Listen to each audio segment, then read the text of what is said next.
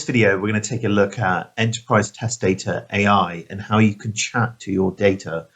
This is so you have a natural language interface for your test data. Test data AI exposes many options.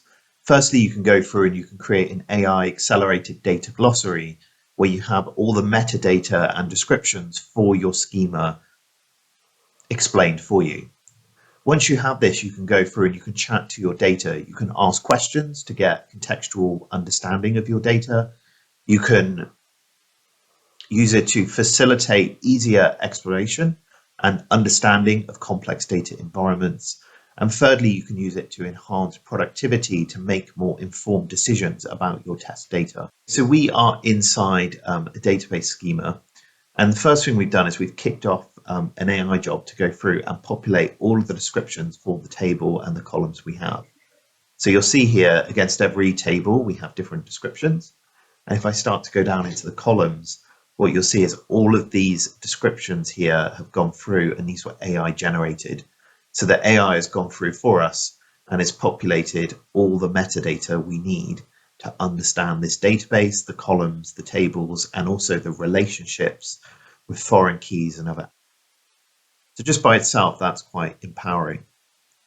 Once we have that available, we can go into the AI assistant and we can start to perform tasks.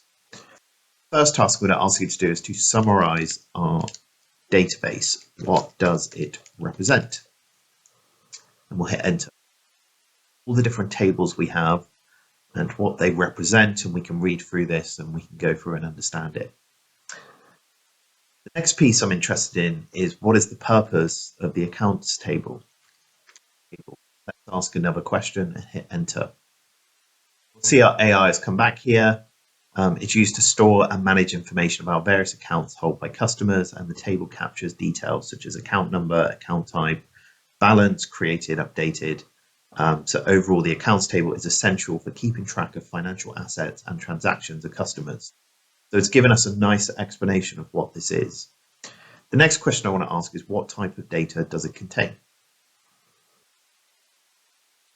See is that this has come back and it's explained all the different data types we have available for the different columns and the type of data that may be inside them. Next question I want to ask is about PII, because that's quite important for me in the industry I'm in. So what I'm going to do is I'm going to ask what PII data exists in our database, and I'm going to hit enter on that. What you see here is the personal identifiable information refers to data that can identify a specific individual. In the customers table, we've got several fields here. And in the credits card table, we've got card. Now, I'm not entirely sure why credit card's been associated in there, so let's ask a question.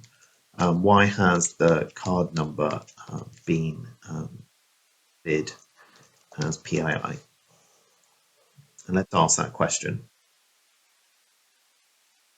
Card number has been categorized as PII because while it may not directly identify an individual,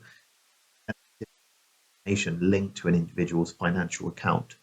So basically there's X degrees here that we could go back from the card number and work our way back to the accounts, even if these were, and the customers, even if these were desensitized. Final question I want to ask.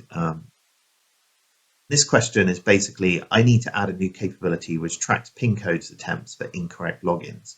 What would the schema be in Postgres? So let's go away and ask that question.